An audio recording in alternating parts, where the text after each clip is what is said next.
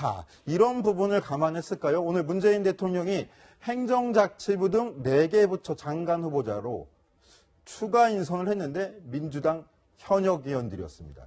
4명 모두였습니다. 자, 최석호 기자. 네. 지금 저희가 앞서 말씀드렸지만 인사청문회 부담감 작용한 걸까요? 그렇습니다. 당연히 작용한 겁니다. 이번 문재인 대통령의 장관 지명 2가지가 있습니다. 검증을 통과할 수 있는 현역 의원들을 적극 배치했다. 그리고 2번째, 본인이 얘기했던 더불어민주당 정부를 구현하느라 애썼다. 이렇게 볼 수가 있겠습니다. 오늘 행정자치부 장관의 김부겸 의원 4선이죠.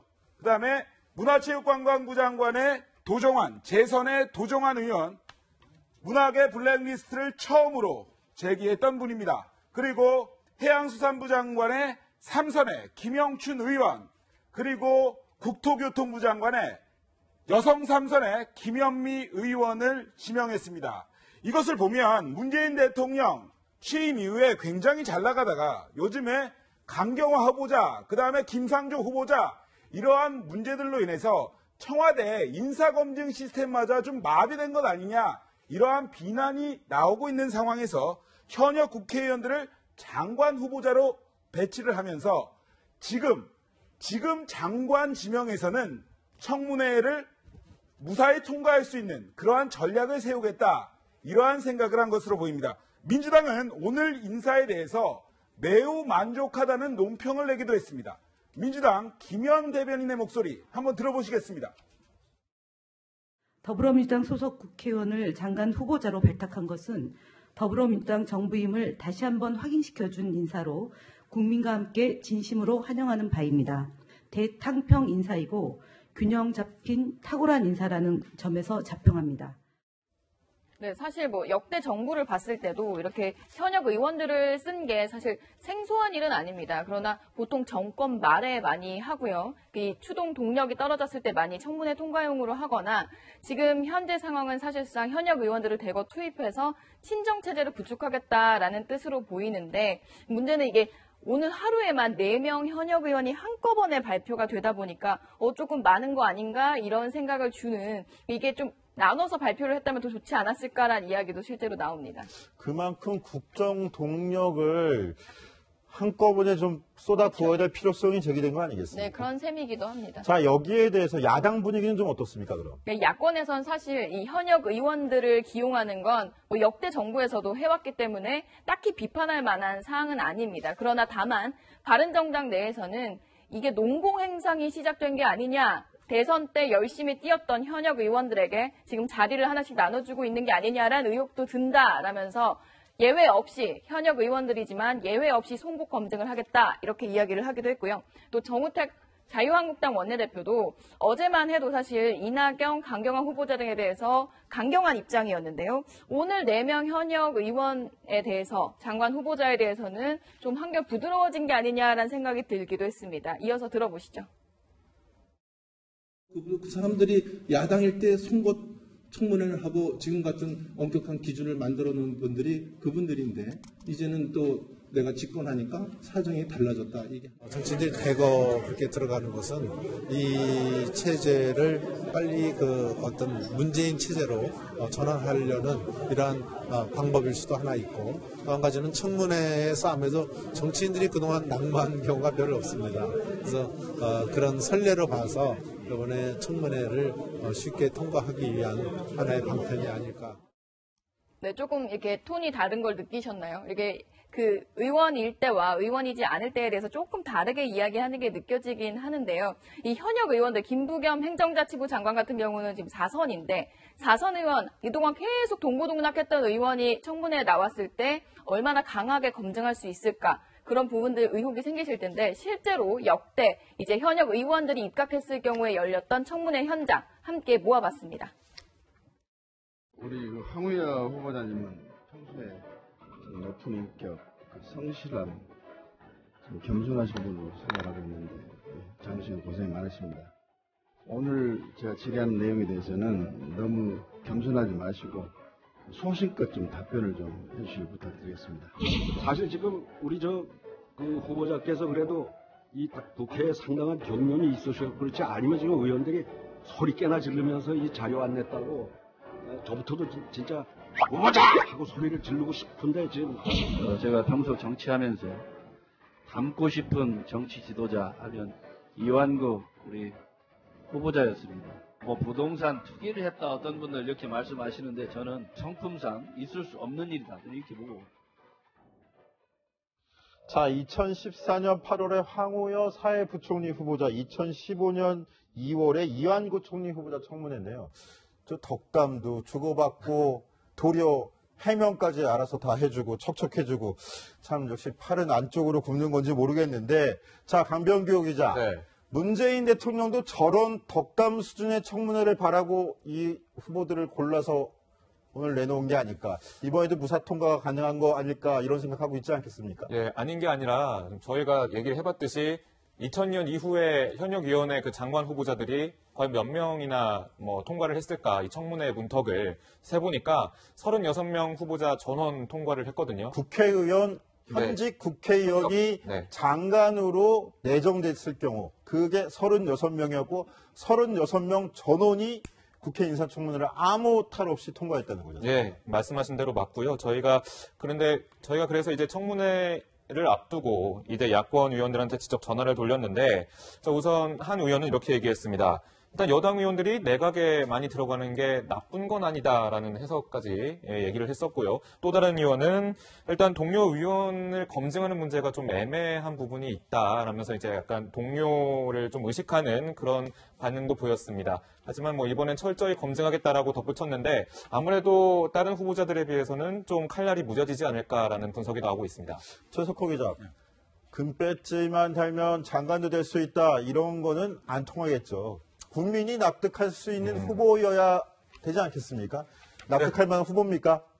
네, 그렇습니다. 4명의 장관 후보자 면면을 보면요. 이름이 널리 알려진 분들도 있습니다. 하지만 기억이 좀 가물가물한 분들도 있는데요. 그래서 시청자분들이 쉽게 떠올릴 수 있도록 특징을 제가 한번 정리해봤습니다. 일단 김부겸 행정자치부 장관 후보자입니다. 잘 알고 계실 겁니다. 사실 대선 당시에 대선 후보로도 예비 후보로도 등장을 했었었죠. 4선입니다. 16, 17, 18대 국회의원을 하고 19대 그런데 대구로 내려갔다가 떨어졌습니다. 그리고 3전 4기 끝에 결국 요번에 20대 국회의원으로 당선이 됐죠. 그다음에 도종환 문체부 장관 후보자는 사실은 의원보다는 시인으로 잘 알려져 있습니다. 그 비례대표를 거쳐서 이제 충청 국회의원이 됐는데요. 그 다음에 김영춘 해양수산부 장관 후보자. 이분은 진보 싸가지론으로 굉장히 유명합니다. 2005년에 열린우리당 당시에 유시민 전 장관을 향해서 진보는 옳은 말을 해도 너무 싸가지 없어 보인다 이런 얘기를 해서 진보 싸가지론이라는 별명을 얻게 되죠. 그리고 김현미 국토교통부 장관 후보자. 이분은 MB 킬러라고 유명합니다. 2008년 당시에 사실은 MB의 부인 김은영 여사가 굉장히 비싼 시계를 차고 다닌다. 외제 시계를 차고 다닌다.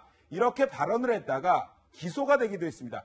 1,500만 원짜리 아주 고가의 외제 시계를 차고 다닌다고 했는데 결국 알고 보니 10만 원짜리 국산 시계였습니다.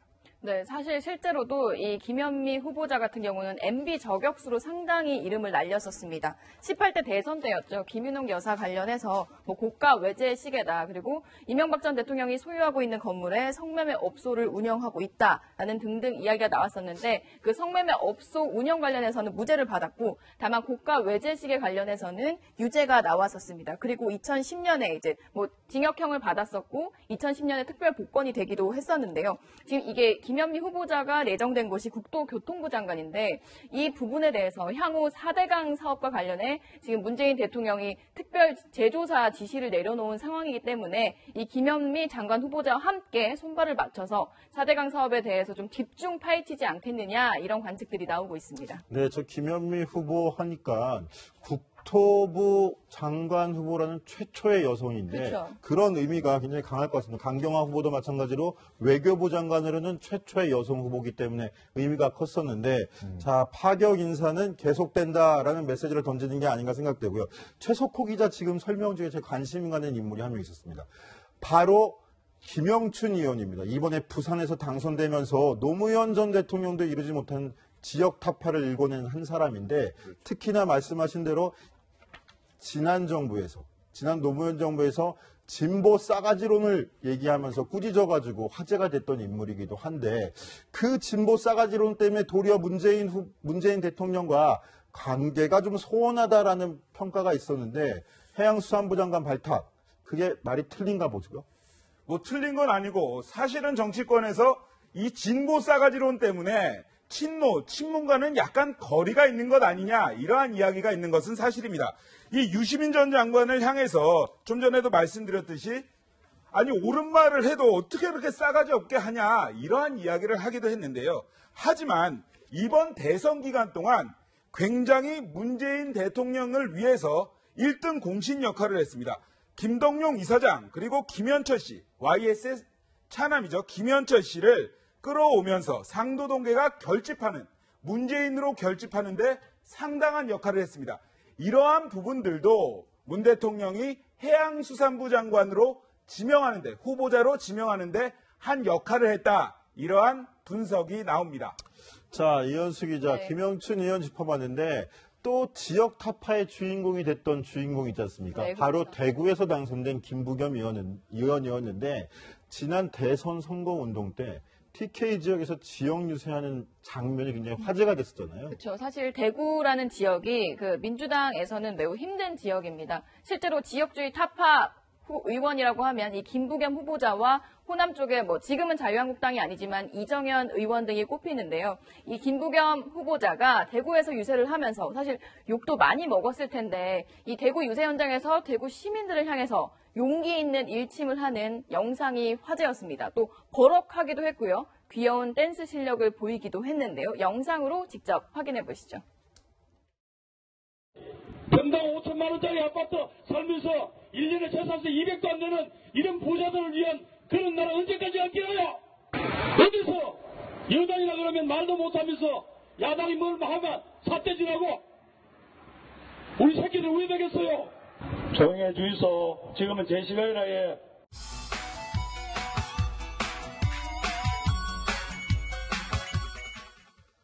네, 지금 문재인 대통령과 여권을 지지하는 지지자들 사이에서는 바로 저 유세 영상이 TK를 꾸짖는 사이다 영상이다라고 해서 화제가 되기도 했었는데요.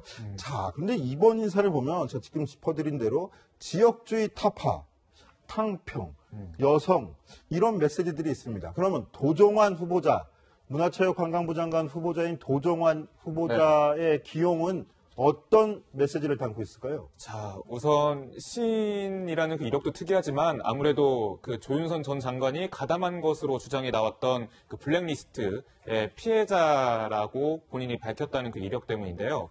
그리고 이제 사실 블랙리스트 작성 그리고 문화체육관광부 내 그 공무원들 뭐 참 나쁜 사람 얘기를 들었던 그런 공무원들 이런 분들이 많은 피해를 입고 관직에서 물러나지 않았습니까? 뭐 이것에 대한 다시 복구 조윤선 전 장관의 벌여놓았던 일들에 대한 원상 복구를 하겠다라는 그런 개혁 의지가 상당히 반영된 것으로 좀 볼 수 있는데요. 아무래도 도종환 의원이 시인 당시에 이 담쟁이라는 시를 썼는데 이게 뭐 노무현 전 대통령을 추억하는 많은 의원들한테 뭐 많이 울림이 되는 메시지가 되고 있고 따라서 뭐 친노의 정신적 규합체다 이런 시가 그런 평가를 받기도 했는데 도종환 후보자가 노무현 전 대통령 8주기에서는 이제 본인의 시를 헌시를 읽으면서 눈물을 흘리기도 했고요. 또 오늘은 긴급 기자회견을 열어서 예술가 출신이지만 이렇게 좀 문화체육관광부를 바꿔보겠다라고 포부를 좀 밝히기도 했습니다. 그 모습 직접 한번 보시겠습니다. 보고 싶습니다. 당신 때문에 오래 아팠습니다. 당신 떠나신 뒤로 야만의 세월을 살았습니다. 보이십니까? 당신이 이겼습니다. 당신이 이겼습니다. 박근혜 정부의 김기춘 비서실장은 정치적 자체로 예수님들을 재단하고 배제하고 감시하고 검열했어요. 국민들은 검열받지 않은 권리, 감시받지 않은 권리, 배제당하지 않은 권리, 처벌받지 않은 권리가 있습니다. 제가 이제 문화부의 행정을 책임지게 된다면 다시는 부정직구가 없는 그런 사회를 만들겠다는. 자, 문재인 대통령이 구성하는 1기 내각의 장관 후보자 4명, 오늘 발표된 인사 몇 면을 보니 모두 다 현직 국회의원 출신이라는 거 좀 강조해서 말씀드리고 있는데요. 그런데 바로 이러한 기용론을 먼저 얘기한 사람이 있다고 해서 화제입니다. 바로 홍준표 전 경남지사인데요. 자, 이현수 기자, 어떤 이야기입니까? 네, 사실 이번에 문재인 대통령이 현역 의원 4명을 전격적으로 발탁했을 때 어디서 많이 들었던 약속인데 라는 생각이 들었습니다. 사실 홍준표 당시 후보가 공개적으로 유세 현장에서 이런 약속을 한 적이 있었는데요. 영상을 먼저 보고 이야기 나눠보겠습니다.